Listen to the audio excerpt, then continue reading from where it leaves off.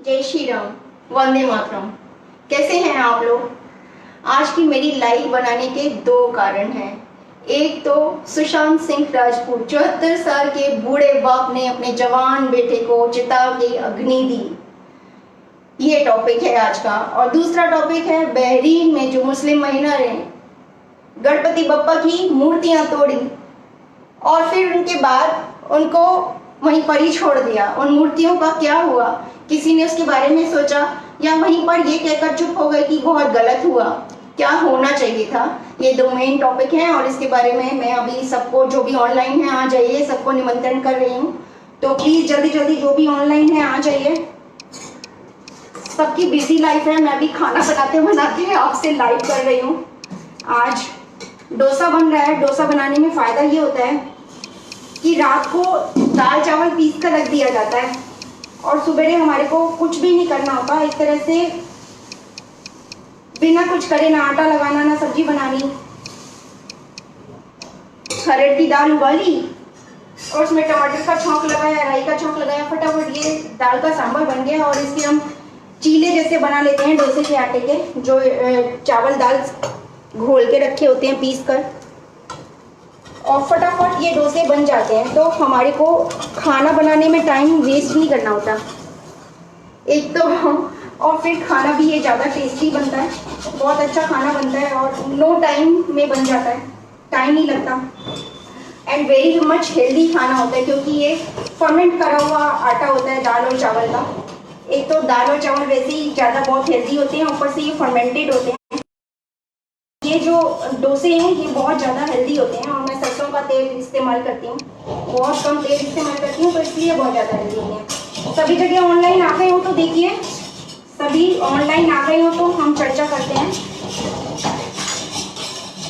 पहला थोड़ा सा चिपकता है और उसके बाद ये बंद है। गैस बंद है।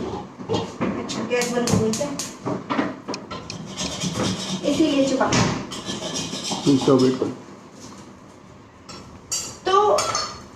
सुशांत सिंह राजपूत, उसने आत्महत्या करी या उसकी हत्या कर दी गई। उसकी हत्या के बाद पूरी मुंबई पुलिस, पूरा सेक्युलर माफिया, पूरा बॉलीवुड नेपोटिज्म और मुख्यमंत्री और उनकी पूरी कैबिनेट, ये सब एक हो गए और उसको, उस आत्महत्या को क्या नाम दिया कि सुशांत सिंह राजपूत में मानसिक बीमारी थी। उसका बाप बुड्ढा ठरकी है, 1 महीने तक चुप रहा और अब बोला उसकी उसके परिवार में नहीं बनती, उसकी किसी से नहीं बनती, मेंटल डिसऑर्डर था। एक बात बताइए, 34 साल का लड़का मेंटल डिसऑर्डर के होते हुए इस मुकाम पर पहुंचा है कि उसके पास इतना पैसा है जितना पैसा हासिल करने के लिए लोगों को जिंदगी लग जाती है।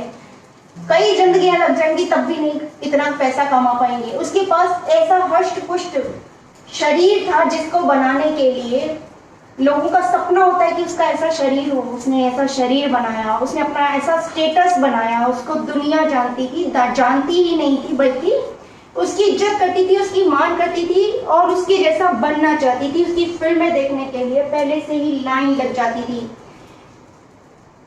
अपने आप को इस मुकाम पर 34 साल की उम्र में लाना क्या संभव है?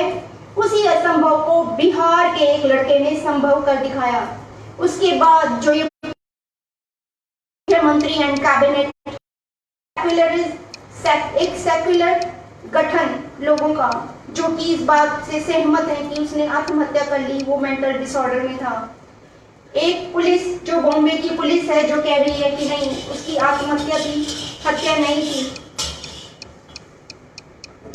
और इस तरह का जो बात हो रही है, नेपोटिज्म, पूरा मीडिया का, पूरी फिल्म इंडस्ट्री का नेपोटिज्म सामने आ रहा है। सबसे बड़ा तो खतरा हमारे को नेपोटिज्म से है, चाहे वो कहीं पर भी हो। अभी जैसे कांग्रेस की रिपोर्ट आ रही है न्यूज में, अभी न्यूज देखी मैंने, तो उसमें कह रहे हैं कि कांग्रेस में ये बदलाव होने वाले हैं। सोनिया गांधी कह रही है कि मैं अब अपना ये जो मैंने सो कॉल्ड अध्यक्ष पद लिया हुआ है उससे मैं रिजाइन कर रही हूँ। और राज बब्बर जिनका भी नवंबर में कार्यकाल खत्म हो रहा है, बहुत सारे ऐसे इनके कैबिनेट के नेता हैं जिनका कार्यकाल अभी नवंबर, दिसंबर, जनवरी, फरवरी तक खत्म हो रहा है। तो ये जो है नेपोटिज्म आ रहा है। ये लोग वंशवाद से या फिर अपनी जन्मों से 4 साल का कार्यकाल खत्म होने के बाद फिर 4 साल, फिर 4 साल, मतलब इनका जिंदगी इसी में बीत जाएगी और कोई तो राज करेगा नहीं। इनको ऐसा लगने लगा कि यही राजा है, देश के राजा बन गए हैं ये लोग तो अपने आप को देश के राजा कहलाते हैं कि हम तो देश के राजा हैं, हमारे सिवा तो कोई और राज कर ही नहीं पाएगा, हम ही देश के जो भी बनेंगे, कर्ता धर्ता बनेंगे, हम ही मंत्री बनेंगे, हम ही मुख्यमंत्री बनेंगे और उसके बाद हम प्रधानमंत्री भी बनेंगे। लेकिन आपसे बात करके कहूंगी तो इस तरह का नेपोटिज्म जो है वो भी कहीं इसके बीच में खतरा हो सकता है। यही नेपोटिज्म जो हमारा बॉलीवुड माफिया का है वो भी इसमें खतरा हो सकता है। तो एक जब 74 साल का बुढ़ा अपने जवान बेटे की अस्थियों को जलाता है, उसकी चिता जलाता है, तो सोचिए उस पर क्या बीतती होगी। और उसके बाद उसको कहा जाता है कि खोट उसकी फैमिली में है, खोट उसके बच्चे में है, तो कैसा लगेगा आप बताइए। सरकार 2 महीने बाद तैयार हुई है उसकी हत्या के कि इसकी सीबीआई जांच करी जाए। जब उसका पोस्टमार्टम की रिपोर्ट देखी जाती है तो पोस्टमार्टम रिपोर्ट में टाइम तक मेंशन नहीं कर रखा कि किस समय उसकी मौत हुई है, जबकि किसी भी पोस्टमार्टम रिपोर्ट में अदरवाइज व्हाटएवर रिपोर्ट भी मेड, हम किसी भी तरह की रिपोर्ट्स बनाते हैं, चाहे वो प्रोफेशनल हो चाहे वो कैसी भी रिपोर्ट्स हो, उसमें हम सबसे पहले डेट एंड टाइम लिखते हैं। लेकिन उसकी पोस्टमार्टम रिपोर्ट में टाइम तक नहीं लिखा।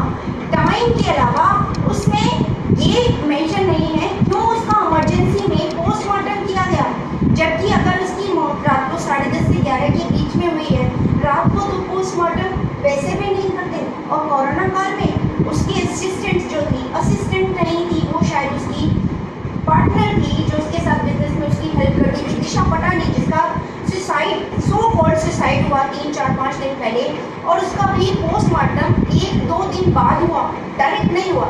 तो क्या इमरजेंसी पड़ गई थी जो सुशांत सिंह राजपूत का पोस्टमार्टम तुरंत ही करवाना पड़ा? इसके बारे में क्या कहेंगे? इतनी सारी मिस्ट्रीज जो बीच में है ये बिल्कुल साफ इशारा करती है कि सुशांत सिंह का मर्डर था। That was not a suicide, that was a murder and that was a very well planned murder. और इसके पीछे क्योंकि बड़े बड़े लोगों के चेहरे सामने आने वाले हैं इसलिए इसमें मिस्ट्रीज आ रही हैं, इसीलिए इसमें क्रिएट किया जा रहा है ड्रामा। इसीलिए पोस्टमार्टम रिपोर्ट के ऊपर ये नहीं लिखा गया कि किस समय उसकी मृत्यु हुई। आज तक जितने भी पोस्टमार्टम हुए हैं एक रिपोर्ट आप ऐसी दिखा दीजिए जिसमें टाइम मेंशन नहीं है, तो सिर्फ इसी की रिपोर्ट में टाइम मेंशन क्यों नहीं है? अगर ऐसा सब कुछ हो रहा है और कुछ बड़े चेहरे इसके अंदर इन्वॉल्व हैं तो भारत के नागरिक होने के नाते आपका फर्ज बनता है कि आप सुशांत सिंह राजपूत का साथ दें। कल को ऐसा आपके साथ भी हो सकता है। वो उसकी तो बड़ी हस्ती थी, पावर थी, उसके पास पैसा था, उसके बहुत अच्छे संबंध थे, उसके बाद भी उसके साथ ऐसा हो रहा है, तो आपके साथ कैसा हो सकता है? अगर इसी समय आप उसका साथ नहीं देंगे तो आपका साथ कौन देगा?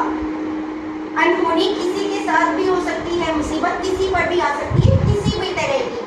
तो सबको साथ लेकर चलना चाहिए और जो हमें गलत लग रहा है उसका खुलासा करवाने में हमें एकजुट होना पड़ेगा। दूसरी खबर आई थी बहरीन से, किसी महिला ने एक मॉल में गणपति बप्पा की मूर्तियां दे देकर मारी। मैंने भी देखी, आपने भी देखी, सबने देखा, लेकिन उसके बाद क्या हुआ? उस महिला के लिए क्या कोई मुस्लिम संगठन आगे आया, बोला कि नहीं उसको ऐसा नहीं करना चाहिए था? कोई मुस्लिम नेता सामने से खड़ा हुआ, आया, बोला कि नहीं हम भी मुस्लिम हैं, हम भी हिंदुस्तान में रहते हैं, लेकिन हिंदुस्तान में रहते हुए हम अपनी मुस्लिम जमात के किसी भी व्यक्ति को ऐसा करते नहीं देख सकते, क्योंकि ये मुस्लिम समाज की प्रथा नहीं है, मुस्लिम समाज ऐसा गलत काम नहीं करता। तो उस महिला ने कैसे किया? उसके खिलाफ क्या कोई खड़ा हुआ मुस्लिम नेता, अभिनेता या सो कॉल्ड मुस्लिम लीग की पूरी टीम कोई खड़ी हुई, या यूएन खड़ा हुआ, या कोई ऐसा संगठन खड़ा हुआ जो इंटरनेशनल संगठन है? मुस्लिम लीग बनाने के लिए बहुत से लोग समर्थन करते हैं, अल्पसंख्यक का एक अलग से मंच बनाने के लिए बहुत से लोग साथ देते हैं। ये लोग 1 मिनट में बाहर चले जाते हैं अरब देशों से शिकायत करने के लिए कि भारत में मुस्लिमों का ध्यान नहीं दिया जाता, इनका कोई रखवाला नहीं है, इनकी आवाज नहीं सुनी जाती। तो क्या उस मुस्लिम महिला की आवाज इन लोगों ने नहीं सुनी? कान खराब थे, आंखें तो ठीक थी, वो वीडियो तो देखी होगी। और अगर देखी नहीं तो ऐसी खबरें तो सूंघी भी जा सकती हैं। क्या इन्होंने वो खबरें सूंघी नहीं? इन्हें पता नहीं लगा कि उस महिला ने क्या किया? और अगर इनको लगा कि गलत किया तो इन्होंने गलत का विरोध क्यों नहीं किया? एक दिव्य पांडे नाम के सज्जन आए आगे और उन्होंने उन मूर्तियों को संभाला और उन्हें ढंग से विसर्जित किया। ये अपमान वो सह नहीं पाए, लेकिन हिंदुस्तान में रहने वाले 130 करोड़ लोग और पूरे संसार में रहने वाले हिंदुस्तानी और हिंदू और मुसलमान समुदाय के वो लोग जो कि हिंदुस्तान से संबंधित किसी न किसी रिश्ते से उनका पूर्वज रह रहे थे इस हिंदुस्तान में या कई सदियों से उनका लिंक है हिंदुस्तान में, कोई आगे क्यों नहीं आया? क्या आपने इसका जवाब देखा, ढूंढा, समझने की कोशिश करी? ये समझने की, देखने की, विरोध करने की, आवाज उठाने की कोशिश क्यों नहीं करी गई? इसका सिर्फ और सिर्फ एक कारण है, हम में एकता की कमी है, हम में संगठन की कमी है। हम एक नहीं हैं, हम संगठित नहीं हैं। इसका फायदा हर कोई उठा रहा है, इसका फायदा उन लोगों ने भी उठाया। हाँ जी, ये वाली नहीं, ये वाली नहीं, बहुत अच्छी बात। इसका फायदा उन लोगों ने भी उठाया जिन्होंने वो मूर्तियां तोड़ी, उन्होंने भी उठाया जिन्होंने उनको तोड़ते हुए भी देखा, उन्होंने भी उठाया जिन्हें सुशांत राजपूत की हत्या के बीच में डिफरेंशिएट नहीं कर पाए, उन लोगों ने भी उठाया जो कि ठहाके लगा रहे हैं इस बात पर कि मर गया सुशांत राजपूत, जो करना है कर लो। पापा की मूर्तियां तोड़ दी, उस महिला ने सिर्फ तोड़ी नहीं, पैरों से कुचल भी दी, जो करना है कर लो।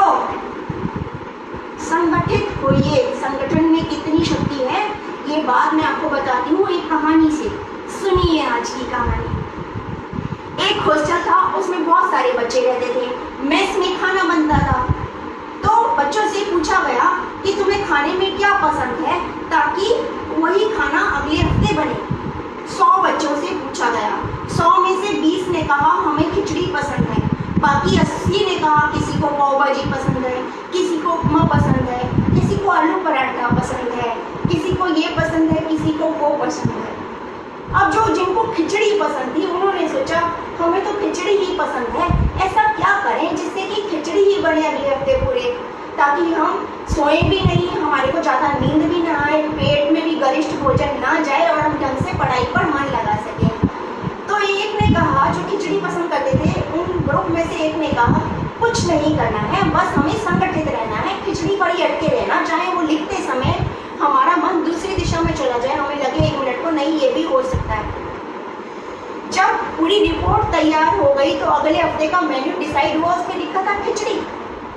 खिचड़ी क्यों लिखा गया? जबकि 100% में से सिर्फ 20% लोगों को खिचड़ी पसंद थी, बाकी 80% लोगों को और कुछ पसंद था, क्योंकि वो अपने मत का उपयोग सही तरह नहीं कर पाए, वो संगठित नहीं हो पाए। किसी ने कुछ लिखा, किसी ने कुछ लिखा, तो 20 मत जिसके बने वो सिर्फ खिचड़ी था। तो संगठन में इतनी ज्यादा शक्ति होती है कि खिचड़ी जैसी चीज भी किचन किंग बन गई उस हफ्ते। अगर आप अपने संगठन की शक्ति को महफूज रखेंगे, संभाले रखेंगे, संगठित रहेंगे और अपनी एकता को हर जगह सिर्फ महसूस ही नहीं करेंगे, दिखाएंगे भी जमाने को कि हम एक हैं और हमारे अंदर इतनी शक्ति है कि हम तख्ते पलट सकते हैं, तकदीर बदल सकते हैं, अपनी भी और आपकी भी। तो कोई आपको पीछे नहीं कर सकता, आपकी बात को काट नहीं सकता, आपके विरुद्ध कानून नहीं बना सकता, आपके खिलाफ सरकार नहीं बन सकती, आपके विरोध में कोई शब्द नहीं बोले जा सकते, नारे तो दूर की बात है। अगर आपको मेरी बात पर यकीन नहीं तो संगठन की अपनी शक्ति कुछ दिनों के लिए दिखाइए। हर बात में, हर व्यक्तित्वों में और उस शक्ति का प्रदर्शन भी कीजिए। सोशल मीडिया पर वो बात लिखिए और नीचे सब उसको ये सहमत हैं ये लिखिए। वो संगठित शक्ति जब दुनिया के सामने आएगी, उस शक्ति का इतना विस्तार होगा कि आपका कहा अगर वो सही है, सत्य है, देश हित में है, जनहित में है, तो सरकार उसे मानेगी, नहीं मानेगी तो सरकार पलट जाएगी। ऐसे ही तख्ते बनते, बिगड़ते, उलटते रहे हैं, इतिहास गवाह है।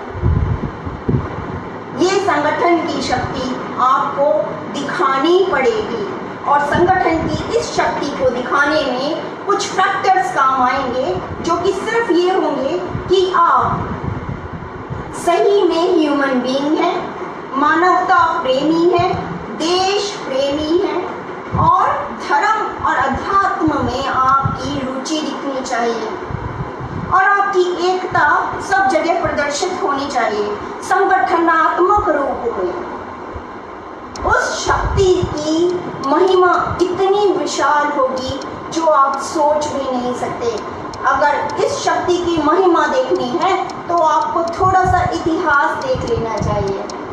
इतिहास का हर अध्याय, हर लेसन इस बात को चीख चीख कर बुलाएगा, आपको बताएगा कि संगठन की शक्ति क्या है। ये शक्ति हम भूल चुके हैं, अनजान हो गए हैं। संगठन करने का ना तो हमारे पास समय है, ना हमें इसमें कुछ उचित लगता है। यही हमारी सबसे बड़ी कमी है। इसी से नेपोटिज्म आ रहा है, इसी से परिवारवाद आ रहा है, इसी से राजनीतिवाद आ रहा है, इसी से राजावाद भी आएगा हमारे देश में। हमारा देश 1, 2, 3 बार गुलाम रह चुका और अब जब गुलाम होगा तो अनंत काल के लिए गुलाम रहने से इसको कोई नहीं रोक पाएगा। और वो गुलामी हो सकता है कि किसी देश की गुलामी ना हो, लेकिन किसी के विचारों की गुलामी जरूर जकड़ लेगी हमको और उस जकड़न से छूटना अब आसान नहीं होगा। तो कृपया प्लीज इस बात पर ध्यान दीजिए, अपनी शक्ति को पहचानिए, एक हो जाइए, संगठन की शक्ति दिखाइए। और जो ये छोटे बड़े मुद्दे आपको इस समय छोटे छोटे इसलिए लग रहे हैं क्योंकि ये आपके ऊपर नहीं बीत रहा, आपके परिवार के ऊपर नहीं बीत रहा, इसलिए आप इस तरफ ध्यान नहीं दे रहे। अगर यही कांड आपके परिवार में, आपके पड़ोस में, आपकी जान पहचान में हुआ होता तो आपको पता लगता कि ये कितनी बड़ी बात है। एक बूढ़ा आदमी अपने जवान बेटे की चिता में अग्नि देता है जब उस समय तो उसके फलने फूलने के दिन थे, उसके परिवार के ठाट के दिन थे। इसी दिन के लिए परिवार ने और बच्चे ने इतनी मेहनत करी थी, अब उसका फल चखने का समय था। और उस समय 74 साल का बूढ़ा बाप आंखों में आंसू अपने बच्चे की चिता को आग लगा रहा था और ठगी हंस रहे थे, देख रहे थे तमाशा, ठहाके लगा रहे थे और कह रहे थे देखो इस बुड्ढे को, बच्चा गया अब ये भी जाएगा, जिंदगी भर रोएगा तड़पेगा, कुछ नहीं बिगाड़ पाएगा हमारा। उस सीन को याद कीजिए, अपनी आंखों से देखने की कोशिश कीजिए, सोचिए समझिए। जब वो बहरीन की महिला मॉल में गणपति बापा की फोटो मूर्तियां देख रही थी, देख के उठाती थी और देख के जोर से पकड़ती थी, पटकती थी और पता नहीं अपनी भाषा में क्या क्या बड़बड़ाती थी और उसके बाद उसको पैरों से कुचलती थी। उस सीन को आप अपने सामने इमेजिन करने की कोशिश कीजिए, उसको पिक्चराइज कीजिए, विजुअलाइज कीजिए। आपको पता चलेगा कि कितनी बड़ी हानि हुई है हमारे देश के सम्मान के साथ। सिर्फ भारतवासियों ने नहीं देखी होगी, पूरे विश्व ने देखी होगी और उसके बाद भारतवासियों ने उस पर कोई एक्शन नहीं लिया। वैसे आप क्रांति की बात करते हैं, जन गण मन बोलते हैं, वंदे मातरम बोलते हैं, भारत माता की जय के नारे लगाते हैं, बड़े भक्त बनते हैं भगवा के। सब कायरता है, सब दिखावा है, सब कहने की बातें हैं। जी हाँ, मैं ललकार रही हूँ आपको, लगाइए मुझ पर इल्जाम। ये ललकार अधूरी रहेगी जब तक इस बारे में आप नहीं सोचेंगे। जरूर सोचिएगा। भारत की ये बेटी वर्षा जैन आपसे प्रार्थना करती है, इस बारे में जरूर सोचिएगा, समझिएगा। सहमत हैं तो नीचे लिखने का कष्ट जरूर कीजिएगा। हम आपकी बात से सहमत हैं और हम अपने संगठन की शक्ति, एकता की शक्ति आपको हर बार दिखाएंगे, बार बार दिखाएंगे। जय हिंद, जय भारत। शेयर जरूर कीजिएगा। ये बात शेयर करने की बहुत ज़्यादा ज़रूरत है। जितना आप शेयर करेंगे उतना ही ज़्यादा इस बात का प्रचार होगा और ये बात का प्रचार बहुत ज़्यादा ज़रूरी है।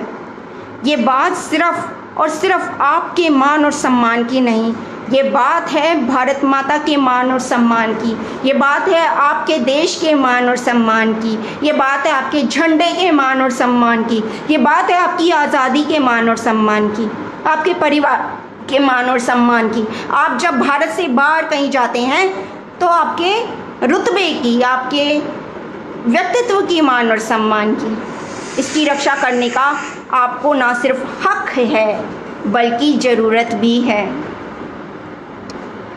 जावेद खान जी जय श्री राम जी, रामा वॉटर कमावत जी जय श्री राम जी, देवराज जी मेरे प्यारे भाई जय श्री राम जी, सुनील गर्ग जी जय श्री राम जी, रुचि शर्मा मेरी प्यारी बहन जय श्री राम जी, डीपी सिंह जी और हमारे माननीय नेता रवि कप्तान जी को नमस्कार, प्रणाम और बहुत बहुत आपको बधाई, शुभकामनाएं। जो आपने इतने ऊंचाई पाई है पद में अपने, उसके लिए हम बहुत ज़्यादा प्रफुल्लित हैं। बहुत खुशी है हमारे मन में कि हमारे माननीय नेता, सम्मानित नेता ने इतनी ऊंचाई पाई है और ईश्वर करे कि आपको ये ऊंचाइयां मिलती रहें इस तरह की। बलवंत सिंह चौहान जी जय श्री राम जी, सतीश उपाध्याय जी जय श्री राम जी, नीरज सिंह जी जय श्री राम जी, कैसे हैं हम, विक्रम दबाज जी जय श्री राम जी, सुभाषचंद्र ठाकुर जी जय श्री राम जी, सीमा खोरवाल जी कह रही हैं अब धीरे धीरे हिंदुस्तान में ही हमारी पूज्य पाठ पर रोक टोक होने लग गए हैं। अभी ताज़ा मामला महाराष्ट्र का है। गणेश चतुर्थी पर मुस्लिमों ने गणेश पंडाल को तोड़ने की कोशिश करी और अपने देश की ये चीज़ें रोक नहीं पाए। विदेशों में तो हम जीरो हैं। सीमा खोरवाल जी, जीरो से हीरो कैसे बना जाता है ये हम अच्छी तरह जानते हैं। इतना दम, जज्बा होना चाहिए, बस इससे ज़्यादा मैं कुछ नहीं कहूँगी। हर ज़ीरो को हीरो बनना आना चाहिए और नहीं आता तो वर्षा जैन है, एक चट्टान की तरह खड़ी है, आपके विचारों के साथ भी और आपके साथ भी। सुभाष चंद्र ठाकुर जी जय श्री राम जी, रमेश मगवाल जी जय श्री राम जी, सुभाष सिंह जी जय श्री राम जी, गुलशन ग्रोवर जी कह रहे हैं बिल्कुल सही कहा आपने। गुलशन ग्रोवर जी बहुत बहुत धन्यवाद, मुझे सही या गलत बताने के लिए भी आपने बहुत सोच विचार किया, उस सोच विचार के लिए आपका धन्यवाद। जय श्री राम जी, जतिंदर सिंह साहनी जी जय श्री राम जी, साहिब सिंह जी जय श्री राम जी, सीमा खोरवाल जी कह रही हैं दिव्या भारती से लेकर बहुत सारे लोगों को नेपोटिज्म की वजह से फिल्मों में, मीडिया में फिल्म के लोगों ने एक टॉर्चर करा और उनको अपनी जान देना पड़ी। ये सब हमारी आंखों के सामने हुआ, लेकिन हमने अपनी एकता नहीं दिखाई ना सीमा खोरवाल जी। हम उनके लिए लड़े नहीं, ज़रूरत नहीं समझी, हम इकट्ठे नहीं हुए, हमने अपनी ताकत नहीं पहचानी और ना दिखाई, इसलिए उन्हें इंसाफ नहीं मिला। अब आप ताकत दिखा सकते हैं। कोरोना समय में हमें सोशल मीडिया की ताकत का बहुत अंदाज़ा हो गया है, हमें पता चल गया सोशल मीडिया में कितनी ताकत है। तो अब अपनी ताकत दिखाइए, जो भूल हुई उस पर पानी डालिए, लेकिन आगे भूल ना हो इसके लिए कमर कस लीजिए। शासी संतोष पांडे जी जय श्री राम जी, मनोहर सिंह राजपुरोहित जी जय श्री राम जी, सीमा खोरवाल जी कह रही हैं कांग्रेस में कुछ नहीं होने वाला। जी हाँ, इनको अपने आप को जीवंत रखने के लिए एक ड्रामा करना ही पड़ेगा, अदरवाइज़ लोग इनको भूल जाएंगे।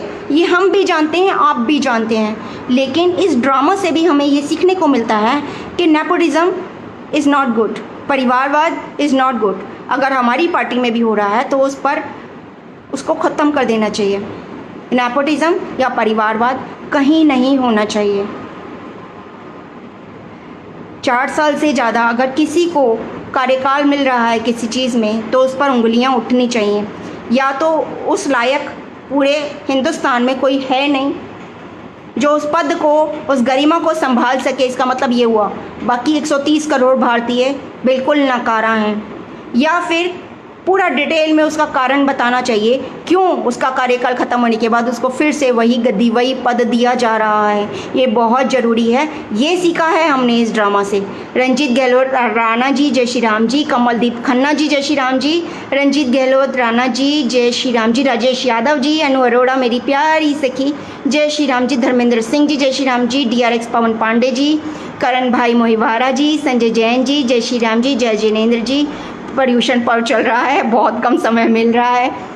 आधा दिन तो पूजा पाठ में ख़त्म हो जाता है और बाकी जो बचता है उसमें हम झपकियाँ ले लेकर काम चलाते हैं, क्योंकि जो भी सोने का समय मिलता है हम फटाफट सो जाते हैं। देवीलाल मनेरिया करौली जी जय श्री राम जी, अमित अरोड़ा जी जय श्री राम जी, राजेश सिंह जी जय श्री राम जी, निमिषा कौशिक जी जय श्री राम जी, कैसी हैं बहन, धर्मेंद्र सिंह जी जय श्री राम जी। आप सभी का बहुत बहुत धन्यवाद, ढेर सारा आभार कि आपने इतने ध्यान से मुझे सुना और अब शेयर भी करेंगे ताकि सबको पता चले हमारी एकता में, हमारे संगठन में कितनी शक्ति है और उस शक्ति की, उस संगठनात्मक शक्ति की हमें, हमारे देश को, हमारे परिवार को कितनी ज़्यादा ज़रूरत है। थोड़ा सा समय निकालिए, बहुत आसान है करना और आप कर पाएंगे, ये मेरा दावा है।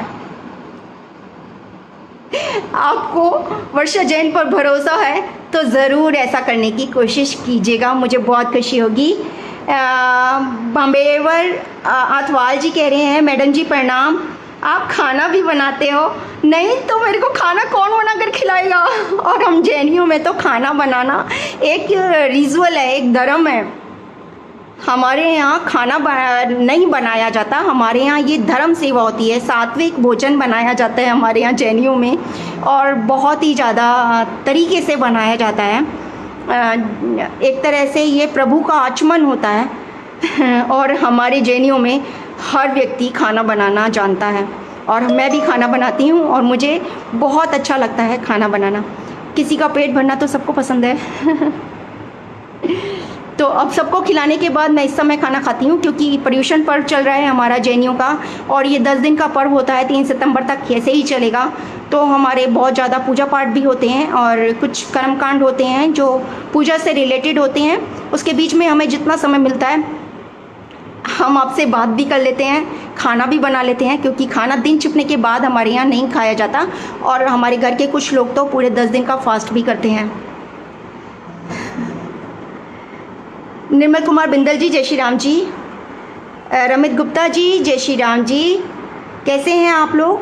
मैं बार बार आपसे कहती हूँ एकता बनाए रखिए और धर्म से जुड़े रहिए, जो भी धर्म आप फॉलो करते हैं, क्योंकि धर्म आपको एकजुट करता है, आपको जोड़ता है, आपको संगठनात्मक करता है। सविता बहन का फ़ोन आ रहा है वजीरपुर से, इनके साथ एक ट्रेजेडी हो गई है, शायद मुझे इनके लिए अभी पुलिस स्टेशन जाना पड़ेगा, लेकिन मैं फिर से आपसे बात करूंगी, इनसे बात करती हूँ। जय श्री राम, वंदे मातरम, जल्दी मिलते हैं, शेयर ज़रूर कीजिएगा।